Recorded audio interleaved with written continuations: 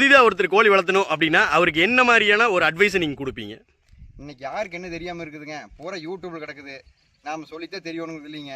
நாம சொல்றது என்ன, கண்டிப்பாக மாட்டு சாணம் வேணுங்க. கோழி வளர்த்துருக்கு நல்லா அதிக லார்ஜ் ஸ்கேல் பண்ணுறாங்கன்னா மாடு கண்டிப்பாக வேணுங்க, மாட்டு சாணம் கண்டிப்பாக வேணுங்க. இல்லை பரவலாக புல்வெளிகள் இருந்தால் கண்டிப்பாக நல்லபடியாக ஆரோக்கியம் வளரு, இல்லைன்னா வளராதுங்க. எத்தனை கோழிலேருந்து ஆரம்பிக்கலாம் பிரதர்? நீங்கள் ஒரு 2 கோழி ஒரு சேவல்லேருந்து ஆரம்பித்தா அனுபவம் கிடைக்குங்க புதுசாக வளர்த்துறவங்களுக்கு. இல்லை நம்ம சின்ன வயசுலேருந்து வளர்த்திட்டு இருக்கிறேங்க அப்படின்னா கண்டிப்பாக ஒரு தீவன மேலாண்மை, நோய் மேலாண்மை, பாதுகாப்பு மேலாண்மை அனைத்துமே தெரிஞ்சு வச்சுருக்கணுங்க. அப்படி வளர்த்துனீங்கன்னா உங்களுக்கு சந்தைப்படுத்தல் தெரிஞ்சிருக்கணுங்க. இப்போ சில பக்கம் பார்த்தீங்கன்னா பீஸ் ரேட்டில் வித்துறாங்க. அந்த மாதிரி விற்கிறதுக்கு உண்டான தொழில்நுட்பம் உங்களுக்கு தெரிஞ்சிருக்கணும். அப்புறம் வந்து நல்ல பொருளை கொடுக்கணுங்க. அப்போ தான் உங்களுக்கு வந்து ரெகுலராக வந்து வாங்குவாங்க. நாம வாட்டு பீஸ் ரேட்டில் அதுன்னு சொல்லி வித்துட்டிங்கன்னா நாளைக்கு வந்து அது கோழி வந்து நான் சரியில்லைன்னு உங்கள் பேர் கேட்டுருங்க. நீங்கள் எப்போ ஸ்டாண்டர்டாக நிற்கணுமா, நல்ல பெருவிட கோழியை சூஸ் பண்ணுங்கள், வளர்த்துங்க, ஆரோக்கியமான கோழிகளை கொடுங்க. ப்ளஸ் வந்து தீவன மேலாண்மை வந்து கரெக்டாக பார்த்துங்க.